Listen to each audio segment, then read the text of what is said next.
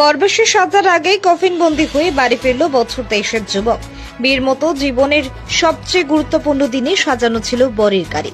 অপেক্ষায় ছিল পরিবারবর্গ ও বরযাত্রীত, কিন্তু বাড়িতে খুশির আমেজ মুহূর্তেই বদলে গেল শোকের আবহে। আর বাড়ি ফেরা হলো না চাচল 2 নম্বর ব্লকের শিমুলতলা গ্রামের জাহিদুল ইসলামের, বয়স 23 বছর। জিয়াগাছি পেট্রোল পাম্প থেকে বাইকে তেল ভরে বাড়ি ফিরছিলেন তিনি। মালতীপুর ক্লাবের পাশে একটি গাড়িকে ওভারটেক করতে গিয়ে নিয়ন্ত্রণ হারিয়ে বাইকটি ধাক্কা মারে ফুটপাতে রাখা ইটের সঙ্গে। স্থানীয়রা তাকে উদ্ধার করে নিয়ে যায় মালতীপুর গ্রামীণ হাসপাতালে। সেখানে কর্তব্যরত চিকিৎসক জানান জাহিদুলের আর নেই।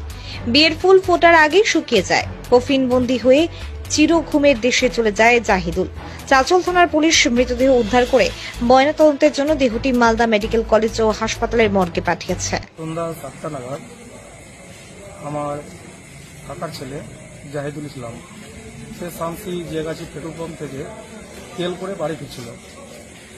ফেরার পথে গোবিন্দপাড়া ক্লাবের কাছে যে টার্নিংটা আছে, হয় গাড়িকে ওভারটেক করতে যাক বা সে নিজে সাইড দিতে যাক কাউকে, সেখান থেকে শোনা কথা, সেখান থেকে মিস্টেক করে রাস্তার পাশে বাস রাখা ছিল, সেখানে গিয়ে পড়ে যায়।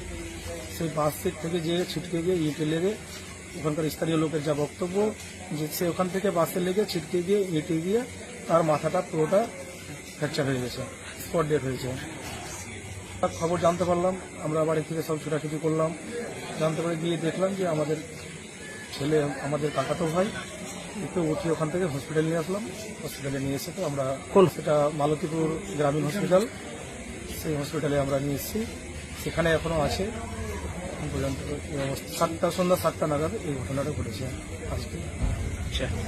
না, এটা লোকের হয়তো শোনা কথা হয়তো, কিন্তু সে আজকে বিয়ের ব্যাপার ছিল, সন্ধ্যার সময় তার স্ত্রী বিয়ে ছিল। আচ্ছা, তার গায়ে হলুদও আছে।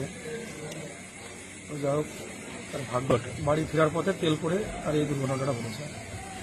চাইছি এটা প্রশাসন যে এতদিন থেকে মাইকিং করছে, রাস্তার ধারে দুধারে কোনো ইটাগুলোতে অবৈধভাবে কোনো কারবার চলবে না, ইট পাটকেল থেকে শুরু করে বালিগিটি, সেই সব জিনিসগুলো মানুষ কিন্তু সরাচ্ছে না।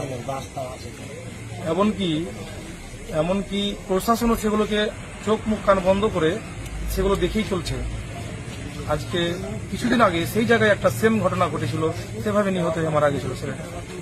আমার নাম জাহিরউদ্দিন, বাড়ি শিমুলতলা।